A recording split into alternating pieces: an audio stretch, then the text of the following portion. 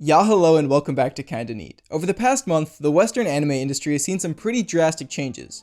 From rumors of Sony looking to purchase Crunchyroll, to the popular piracy site Kiss Anime getting shut down for good. But some recent headlines have sparked a glimmer of hope in the anime community's eyes, with the potential of a new, totally free, and totally legitimate way to get your anime fix. And better yet, you're already using it. Like, right now.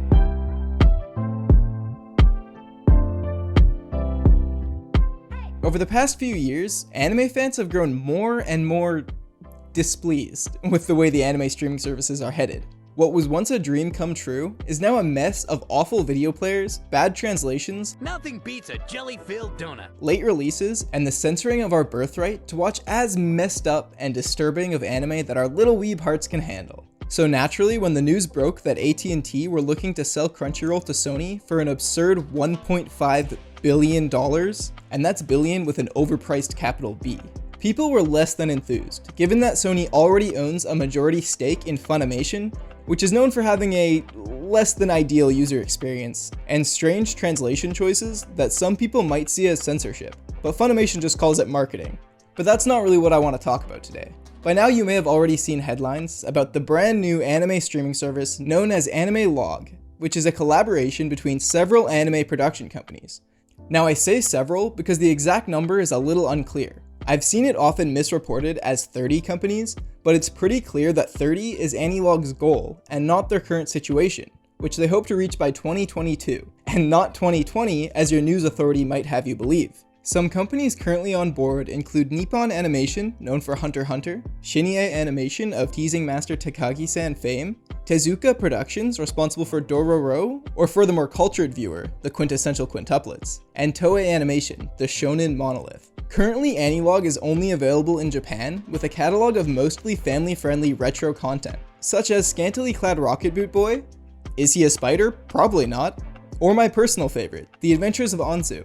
But they are currently taking steps to release their content worldwide with both English and Chinese subtitles. Their mission is to cut out the middleman, e.g. Crunchyroll, in order to boost profits and retain full control over their anime, with a fully ad-supported business model. Hypothetically, this would reduce piracy in a similar manner that Spotify did to the music industry. And no matter what you believe about the impact that piracy has on studios' bottom lines, it's always nice to be able to directly support the artists you enjoy. Now, all of Japan's top animation studios assembling Avengers style to release their anime absolutely legally, uncensored, and free to watch might come off as too good to be true.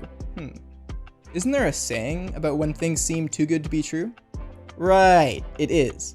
And let me explain why. With an Australian senator's obsession with banning Eromanga Sensei, and many scenes are so disturbing, I just can't describe them, and a growing population of quote-unquote original anime coming out, one of the community's main issues with the current streaming platforms is that they aren't watching the original, unaltered edit of the anime.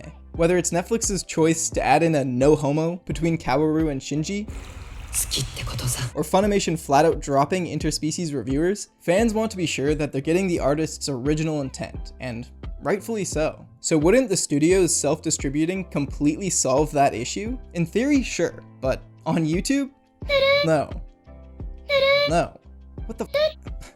See what I mean? YouTube as a platform is actually pretty lenient with what they allow uploaded, but extremely strict with what they allow to be monetized.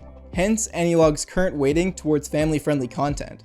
Now, I'm not sure what you guys are into, but I'm pretty sure most of the anime I watch would not adhere to YouTube standards. And therefore, anime studios would be better off selling off the rights to other companies, like maybe Netflix or Funimation, for example. Now, I wouldn't be surprised if AniLog's YouTube channel is just a foundation until they get enough funding to create an original streaming platform, but that's just me speculating. So until then, the only way to support the studios directly is to purchase their merch, or in Trigger's case, join their Patreon. Speaking of which, the only reason I'm making this video is thanks to my friend Drops, who sent me the article in our Patreon Discord server, link in the description. Now the next reason that I'm a little hesitant to declare Crunchyroll dead is thanks to a little place I like to call America Gas Shukaku, who has proven time and time again that whenever a company or individual has a good idea, rather than give them an attaboy, everyone just steals it and makes their own typically worse version, like Netflix, Prime, Apple, Hulu, Disney+, HBO Max, HBO Now, HBO Go, and Quibi did, just to name a few. If AnimeLog does find overwhelming success, I think it's a little optimistic to think that the entire anime industry will support them rather than each major studio each making their own and all competing with one another. And I don't see why Crunchyroll, who already has over 3 million paid subscribers and is beginning to crank out original content, wouldn't be one of the major players in that game. Fun fact, while I was researching for this video, I learned that Crunchyroll may have been the very first ever online TV streaming platform, predating Amazon Prime by 3 months and Netflix by over 7. And although I'm a huge fan of what AnimeLog is doing, and I'll definitely become a loyal subscriber of theirs, I just have a hard time seeing the monumental impact they'll have on the industry as a whole, despite what articles might have you believe. But maybe I'm just a cynical Oh, no, I'm right. I do think eventually Japan will take back control over foreign anime distribution, but not simply by becoming a YouTuber. Not exactly a smart career choice. And that's coming from a wannabe YouTuber. But hey, if you guys have your own predictions about the future of the Western anime industry, I'd love to hear about them in the comments. And if you enjoyed this video, I make new ones here every Friday, so why not invest in the future you industry and click that subscribe button today?